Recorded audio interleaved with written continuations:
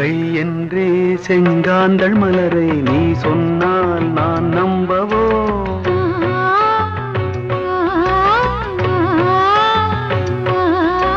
கால் என்றே செவ்வாழை இணைகளை நீ சொன்னால் நான் நம்பிவிடவோ?